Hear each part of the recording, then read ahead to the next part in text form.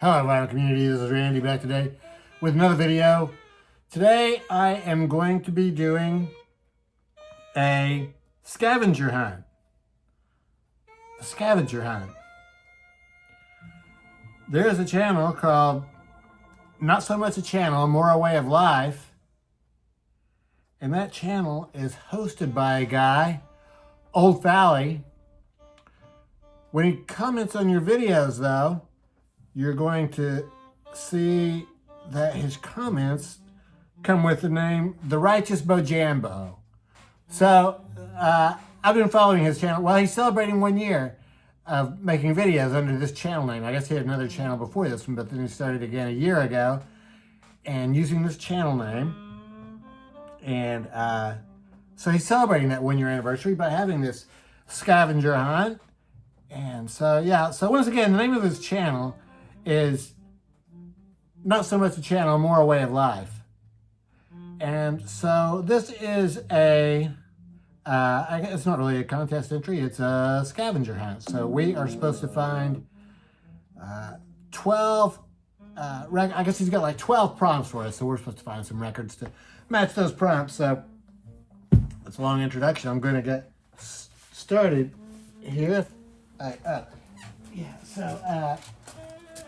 So there's 12 of them here. And the first one is to show a record that is older than me. I was born in 1960. Frank Sinatra recorded this album in 1959. Where are you? And I'm pretty sure this is actually a 1959 copy of this record. I don't think it's a reissue. Comes with this inner sleeve, a word about high fidelity. Cool looking capital rainbow label.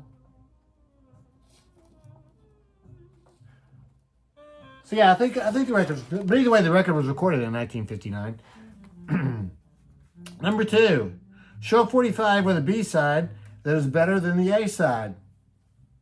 I will just show you these two sides and let you guess if you can even tell which one is supposed to be the A-side. Color My World and Make Me Smile by Chicago. It was about 1970 or so. The A-side was Make Me Smile. Make Me Smile was the A-side, but the B-side, Color My World, is, probably actually a better song, a fantastic song. Color My World by Chicago. Okay, let's see. A record you've danced to recently. I don't really do a whole lot of dancing, but if I were going to dance, I'd want to dance to these Jukebox Singles by Ike Quebec. This is a CD compilation I just got earlier this week, a couple days ago, and it's really fantastic. Ike Quebec is a saxophone player, and in what year was it? I think it was like 1959 or something. Maybe it was 1961. On 3 separate dates, he recorded a bunch of singles for Blue Note. The complete Blue Note 45 sessions. So these were actually recorded to be put on 45 singles so they could go into jukeboxes. It's hard for us to imagine now, but I guess in the 1950s, jukeboxes could have been filled as easily with jazz records as they could have with rock and roll records, which would be very cool. So, I'm thinking those jukeboxes, these were probably danceable type songs that Ike Quebec created. A triple album. Cal Tjader.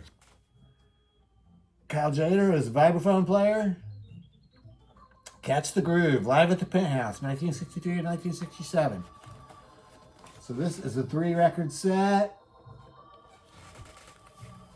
capturing 4 years or so of performances by Cal Tjader at the Penthouse in Seattle. Good picture of Cal there. There's all the track listing. This is a fantastic record. It's really well recorded. These were radio broadcasts. There were a lot of big jazz stars who came through Seattle up there, and yeah, they were frequently broadcast on the radio, so the sound is really good. Okay, let's see. An album with low energy opening. A low energy opening. I was trying to think what else Old Fowly said about that one, but I think it just means an opening song that's not doesn't make you want to get out of your seat and start dancing. It's low energy. I'm going to say the first song on Pictures at an Exhibition. Promenade is the name of the first piece on this record by Emerson, Lake and Palmer, where they are performing Mussorgsky's Pictures at an Exhibition. Let's start that kind of slowly as sort of an introduction. Promenade, as you're entering into the art museum there. Cotillion Records for that one. Pictures at an Exhibition. All right, let's see. So think about the last video you watched and show a record that the person who made that video would dig. The last one I watched just before making this video was Dave, Culture Fan Dave, and he was showing some comic book covers. It's a very cool video, and I think that Dave would really enjoy this Nights of Ballad and Blues by McCoy Tyner. McCoy Tyner's a piano player. Played with the John Coltrane Quartet for the first part of the 1960s. And I got this record a little while back. And I've only listened to it once or twice before I showed it. But boy, I've really been listening to it a lot since then. This is a fantastic record. And the name of it really captures it perfectly. Nights of Ballads and Blues. These are soft piano, bass, and drums songs. Really well done. I think Dave would enjoy listening to that one on Impulse Records. Oh, okay, yeah, show an album with a vibraphone on it. Gary Burton. Gary Burton was a vibraphone player. This is his album, New Vibe Man in Town. And here's the vibraphone. I really don't know too much about vibraphones, but I guess you have to put it together. I don't know how that would work exactly, but this looks like it's the keyboard part of the vibraphone. Very cool picture of Gary Burton there on the back. Looks like he's, college sophomore maybe. That's Joe Morello, the drummer down here. Drummer for Dave Brubeck. Okay, that's on RCA Records. Okay, a double album with the records going sides 1, 4, 2, and 3. Steppenwolf Live. Fantastic record. This is one that I got when I was like in 5th grade or so. My parents got it for me for my birthday. I still have it. It still sounds good. This is side 1 is what you're seeing there, and side 4 is here.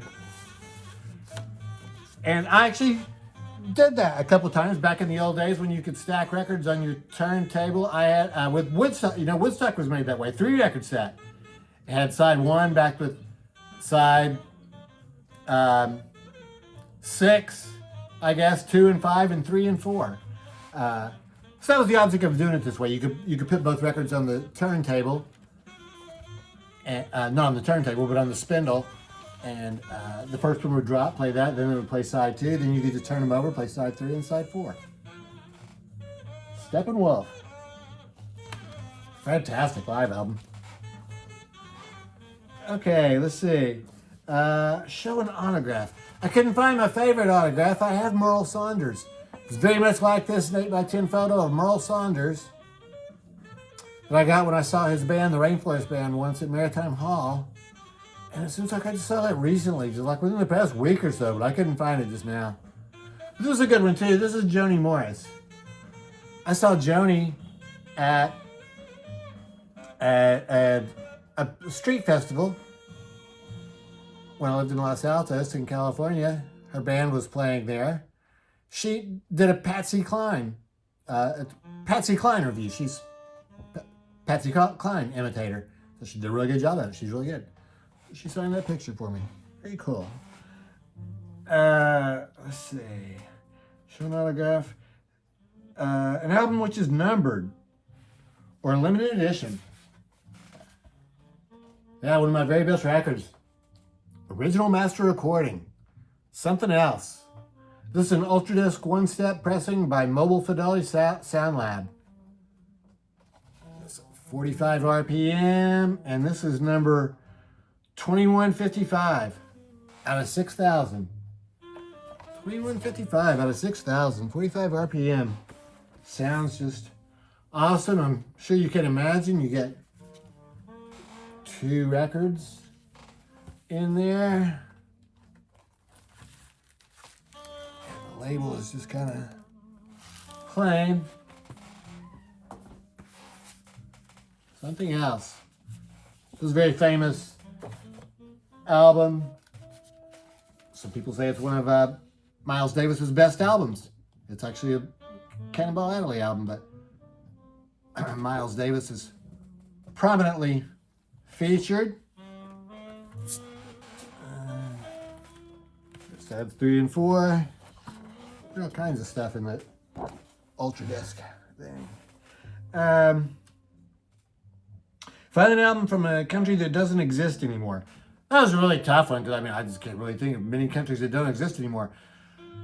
Old Fowly showed a record from West Germany, which is one country I can think of. I thought of it before he showed it. I have quite a few records from West Germany because I was in the Air Force. I lived there for a couple of years, so I have quite a few records from there.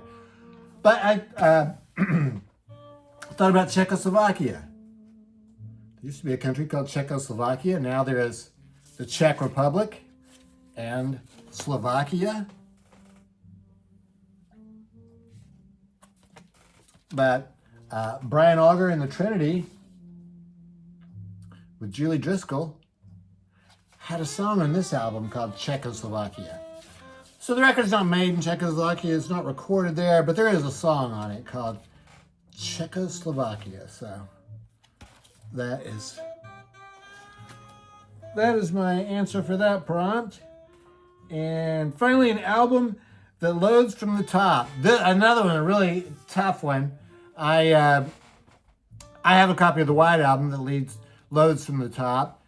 I think a lot of people might end up showing that one, but and I couldn't think of another one, but Old Fowly gave me the answer. He told me that this Sticky Fingers record loads from the top up there. So I did have that version of Sticky Fingers, so that's what I'm going to show. I think he also said that Disraeli Gears is another one, but I don't have a Disraeli Gears that loads from the top. Looking label on that one. Also comes with his insert. So that's it. That was a scavenger hunt. Celebrating 1 year in the VC for the Righteous Bojambo. Thanks for coming up with the idea. And I'll put a link to his video where he discusses all the prompts. And yeah, I guess that's it. Let me know what you think about these answers to his prompts. And I hope everybody's doing well. Thanks for watching.